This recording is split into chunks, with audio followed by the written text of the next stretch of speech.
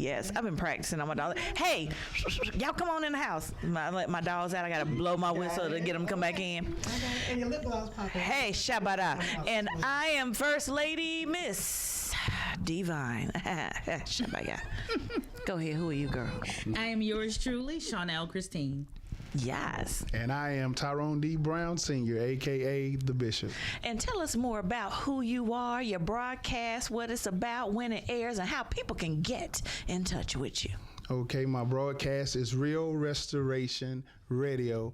It comes on or it broadcasts at 10 a.m. Monday morning Eastern Standard Time. Yes. So, and you can reach me by way of Facebook, Bishop Tyrone D. Brown Sr., Same thing on Instagram, Bishop Tyrone D. Brown Sr. Same thing on LinkedIn, Bishop Tyrone D. Brown Sr. Okay. Same thing on on Twitter, Bishop Tyrone D. Brown That's Sr. what's up. You can follow me on all those platforms. Okay, consistency yields return on investment. Exactly. Ha, shabada. Exactly. Listen, so somebody want to be on your show, they know how to get in touch with you. They know how to get in touch with me. Yes, sir. Yes. Yes, sir. Everybody looking at somebody different. Chaunel Christine can share her information. Oh, yeah, Chaunel. Sure. You got to say it just like, I am Chaunel, like the call girl voice say. No, I won't be using the call girl. You can't use call girl? Okay. Yeah, I was trying to get her some clients here, some sponsors. One of those kind of clients, No. I mean, you did say the wealth of the wicked is stored up for the righteous, right? Yeah, but I want them to just give it to me. I don't want to have to earn it like that. I didn't say you had to earn it. I mean, She already said she attention. didn't want to sleep all the way to the top. So I am the host of The Right Insights, airing on Sunday mornings at 10 a.m. Eastern Standard Time. How can people get in touch with you? Oh. Yeah. So you can get in touch with me at Chaunel, Chaunel, at ChaunelChristine.com. You can follow me on Instagram at Chaunel Christine. You can follow me on Facebook at Chaunel Christine. I see a trend. You see the trend? I do. Christine. Yes, family. We're here deep. So before the break, we were conversing about spinning wheels. What was it? Ferris wheels. Friendship Ferris wheels. You need to write a book about should. friendship Ferris good. wheels. That's really And good. actually, there is something in the mix with my Ferris wheel. What's in the mix? Something coming up in the mix with the Ferris wheel. Coming up in the mix. Give us a hint. Those that are on the Ferris wheel, like I said, we all know one another. So we're all accountable to one another. We all share with one another. And we believe that it's time to allow others into our Ferris wheel, take a ride of observation and how we cultivated and created that sisterhood. Yeah. So we've been discussing You ain't got no brothers on that Ferris wheel? now where the brothers come in at are for those that are married. They're single and married. So if you're looking to be a wife, there is a mentor that's there that has a healthy relationship of transparency. And it's not, girl, let me tell you what he did. It's not that. It is literally both are saying, hey, my sister.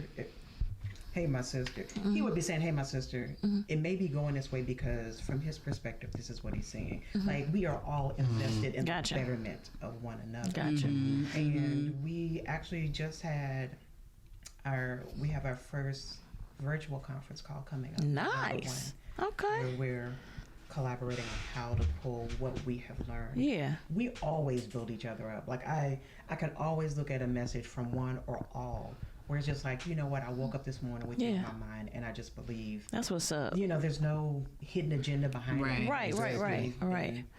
And obviously it takes time to build certain relationships and bonds like that because you can't just call anyone friend. Right. Although they sound to self-proclaim them the title from time to time. Hey, what's up, friend? Nah, we just connected on Facebook, that's all. Well, see, I say you can't consider someone a friend unless their life inconvenience you. Come on, that's You better say that again. Say rewind. You cannot be my friend if my life never inconvenience you. Explain that. In other words, if everything is always peaches and roses and everything is good, then it's easy for you to be my friend then. But what about when you're at work and I'm in trouble and I need you right now and this is going to cost you some money to leave your job to come and see about me because I'm in trouble. But that's the kind of people you need. That you small friend. And that's why I like what Gunn said, that she is very small. It consists of 4 or 5 people. Yeah. And it should, because that's what makes everything grow, is something that's small, like the roots on a tree. You only have a few roots. You have many limbs and leaves with just a few roots, and those roots give that tree everything that it needs. So that's why we got to have people that we call friends that are willing to inconvenience themselves for us, and likewise us for them. Come on, Tyler Perry. We have a term that we say, in our friends, we have a term that we say, and we literally need to coin it. And I say, you're worth the inconvenience. Right. You are worth the inconvenience, because I have had 3 a.m. phone calls. Girl. Exactly. Literally. Where my phone at? Wasn't a. It's not 3 a.m. Other one. Within our group, it's never, I'm sorry to bother you. You're not allowed to say that. Right. Because of who we are. Hey. It's not about that. And I'm up. Yes. Keep out the bed, go in the other room. What's going on? You are a worthy inconvenience. No. You are worth the inconvenience. Worth the inconvenience. You are worthy inconvenience. You're worthy of my inconvenience. I'm just saying. And that I like what you said, because that goes with something else that I say that I got from my spiritual father. He says that he said, stop dealing with things when the juice is not worth the squeeze. So when in other That's words, some sour rotten juice. I'm not gonna get enough out of this for me to keep dealing with it. So when the juice is not worth the squeeze, he said, leave that stuff alone. Right. And who shared this with you? My spiritual father, Bishop Hezekiah Presley Jr., pastor of New Beginning Ministries in Beach Island, South Carolina. Right. Was he talking about sex when he was having this talk with you? He was not, but that applies. Bless God. I think everything applies. Shaba, really? Would you like to expound upon that, sir? Give us an example. Preach to the men out here today. Get a man some leadership, because they seriously, they need to know. Don't mess with it if it ain't worth the squeeze. That we get oftentimes are transferable. Right. Into other areas of our lives. Exactly. Right. So although we may be speaking about it in this particular instance because of what it is we're going through, but it can also be applicable here, and here. Exactly. And I believe that one applies with just about anything that you can come up with, that you don't spend time in something if it's not going to give you a yield or return. Exactly. You need a return on investment. Exactly. In every area of your life. Yes. I was going to say something, but I'm going to leave it alone. God said, shut up. He said, silence. Be still. So I'm going to leave it alone. Hold your peace. Yes, hold it. Hold your tongue. Right. But she don't got a meal. She's still I waiting. don't. I have 3 dogs. She's still waiting for it. I got 3 dogs and an acre and a half, okay? Well, hold your dogs. Okay. Bless them all. In this day and age, Bishop, when people talk about the church not stepping up and speaking about certain things, perhaps politics, perhaps, I don't know, homosexuality, other areas which are typically considered taboo. What is your response to ministries like that? Because there are some ministries that just basically itch your ear and let you and tell you what it is that you want to hear, but they're really not speaking truth, and they're not really speaking about hard-hitting issues, and they're just basically glossing it over. And every day is Sunday, and should we all just get along and we just love one another and hold hands and sing kumbaya, and you know, that type of fluff encouraging message. Right. But I don't know if there's any meat to it. Is that the way ministry ought to be going now? All inclusive, all loving, all compassionate, anything goes? Or should there be a line drawn in the sand that needs to be addressed and the hard-hitting issues be addressed? That's a good question. I believe that they all definitely need to be addressed. Whatever the issue is, it needs to be addressed. And to deal with it, what you have to deal with first is their a truth, because everybody has a truth. It might not be the truth, but it is a truth because it's their truth. Their truth. It's right. what they've had to deal with, or what they perceived as being true. So once you get their a truth, and I think that's where ministries and churches have fallen down at, they don't want to take the time and do the rough work and get to the a truth that a person has, so they can give them the truth. And they'll be more susceptible to accepting the truth when I've heard you say it on several occasions that people don't care how much you know, they want to know how much you care. So if you can just show somebody you care, then they're willing to listen to what you have to say, which is the truth. Friendship evangelism. Exactly. Where you have to first befriend them, walk a mile in their shoes, understand where they're coming from, their background, what it is that they've had to deal with, and then at that point in time, when you now share, they are receptive to hear from you. Exactly. I have a question. What's the difference between, because I've heard it twice in two phenomenal ministries, and they've said that this is not a church, it's a movement. What's the difference between a church and a movement? Because the movement assembles as a church. Because I believe what they mean by that, because most churches have confined themselves to just the four walls, to just that what they do, and they're not really in the community, they're not really helping in the surrounding areas, and they have just gotten comfortable with coming in and just service and preaching and being served. But as leaders, we have to understand and realize that we're not to be served, that we are servants. Jesus said in scripture, he said, they that's going to be the greatest in the kingdom first has to be the least and become a servant. You know, and if he serves, like, Girl, I thought something was really wrong with you. When you're foot washing, I want y'all to get down there and walk. Yeah. We gonna bless God while y'all do it. Yeah. Get down there. So, but if you lead by example, then it's not hard. People say, well, how do you get people and motivated? Well, they need to see you. And if they see you doing it, then they wouldn't have such a issue with doing it, because you're leading by example instead of just by words. Chaunel, how does the Myers Briggs and other type indicators play into knowing how to relate to other people and establishing those relationships? Because based upon your indicator type, that will then determine how you deal with a person. Just like with love languages, knowing somebody's love language gives you an indication of how it is you're supposed to relate to that person. Very similar. So the Myers Briggs being a personality assessment of preferences. It's not a test. It doesn't diagnose. It's not measuring, but it brings about awareness of personality preferences. So if someone has a preference for introversion, then they're not going to receive you or engage with you in the same way as someone who has a preference for extroversion. Someone who is an intuitive thinker, as opposed to someone who thinks aloud, they're not going to share their thoughts immediately with you. They're going to take it away, they're going to ponder on it, and then they're going to bring it back to you. So the way that the Myers-Briggs, or having that awareness of different personality types, can help you engage and even get your message across in a way that is receptive, is because you understand how that person receives and processes. For example, I'm of a introversion preference. Okay, if I'm in a Sunday service, I can tell that right away. If I'm in a Sunday service, once the pastor starts to hoop, I shut down, because I'm looking for something of substance and something that's intentional and something that's authentic.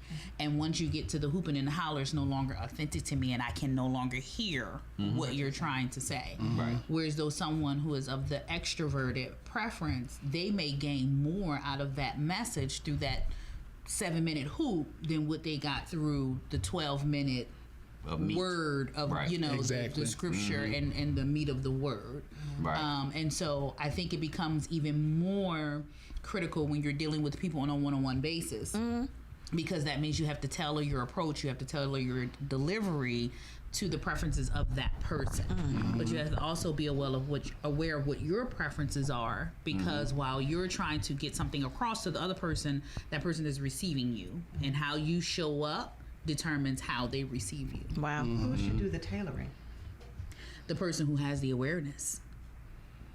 The person who has the awareness is the person who should do the tailoring. And if we're speaking in terms of a pastor and member, or pastor and sheep and shepherd relationship, it's the shepherd who has the responsibility to, number one, be aware of their own preferences and then tailor their delivery to the preferences of the person sitting across from And them. we're speaking of that as a one-on-one because when you've got a congregation, You got a mixture of personalities, and all Right. of them have to tailor to what is being delivered. Well, when you have a congregation, my experience, my opinion, and you have self-awareness, part of that self-awareness is that you have people in your congregation that have all different types of preferences. Right. So it's just like when they teach you about being in the classroom, you need to teach to every level. You need to deliver that message to every level. Well, that's why I feel like a lot of pastors need to be. My son, my oldest son, he said this to me years ago. He said, "Pops, you're like a soda machine." And I said, "Explain that to me." He said, "Whatever button they push is what they get." He said, "So you're able to reach people where they are. You're able to give them what they need. So if they need hope, I'm able to give them that. But when they need meat, I'm able to give that one that needs the meat, so that nobody leaves lacking, that everybody leaves fed." So you got Sprite, you got Pepsi Cola, Whatever you they got need. Orange Crush, You got water in there if they need water. Mountain Dew, Yeah. Sun Kiss. When you said you're able to give them whatever they need, I was like, high fructose syrup? From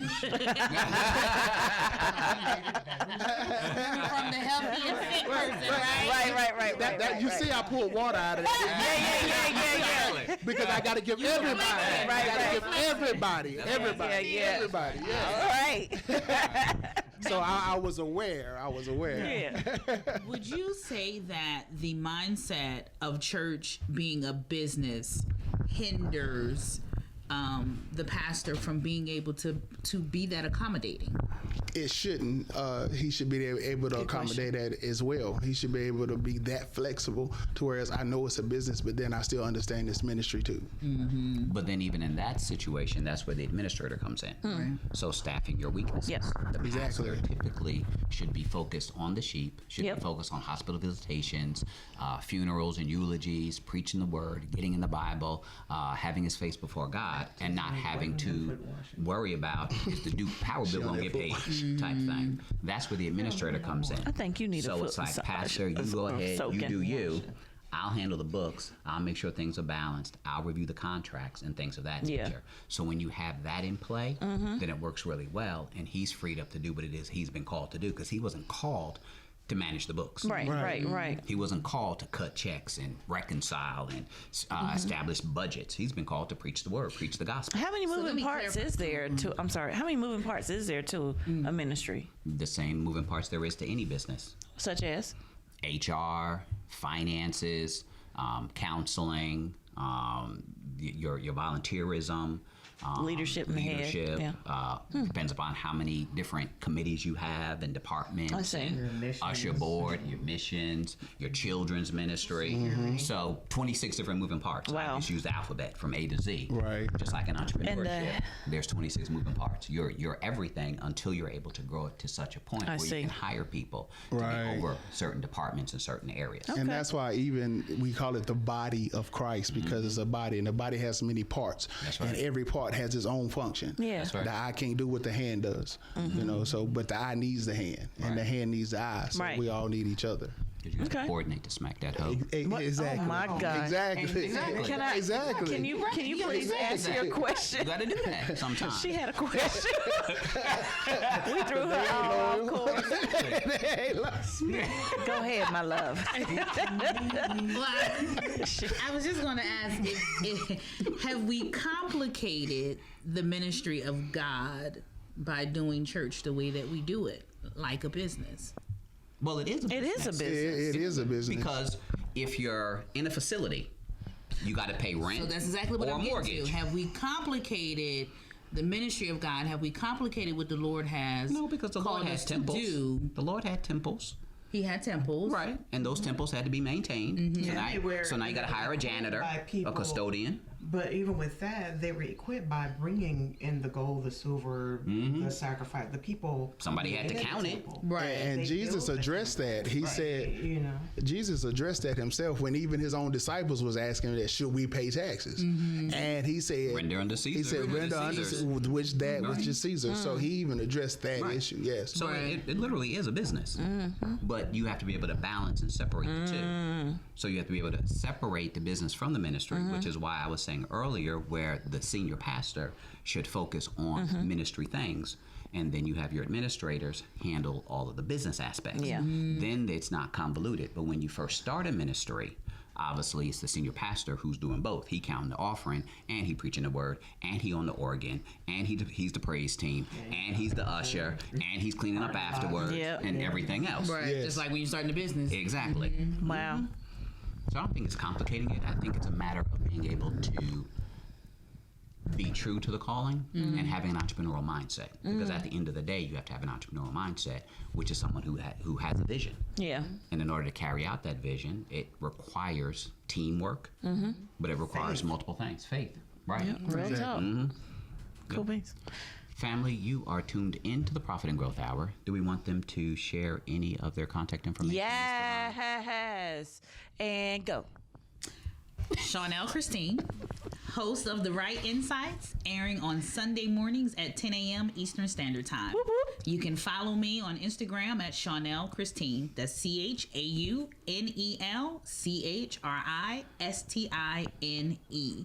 You can reach me via email at Chaunel@ChaunelChristine.com. You can also follow me on Facebook at Chaunel Christine. Go. I am Tyrone D. Brown Sr., host of Real Restoration Radio, and you can follow me on Facebook, Instagram, Twitter, LinkedIn at Bishop Tyrone D. Brown Sr. Consistency. Family, you're tuned in to the Profit and Growth Hour here on WDRB Media. The voice of the community. Reading Rainbow. Reading Rainbow. You remember that? The song just played in my head as soon as you said it. I can fly just as high. Right. Yeah, I didn't hear the words. I heard the melody. Take a The look. instrumental. It's in a book. Reading Rainbow. I Can't do anything. That is it. Oh, words are important. It's true. I'm just squeaking. So I tell my kids, y'all don't know how to communicate me because you don't have enough vocabulary. CD, Jesus is King. I have not. I mean, I listen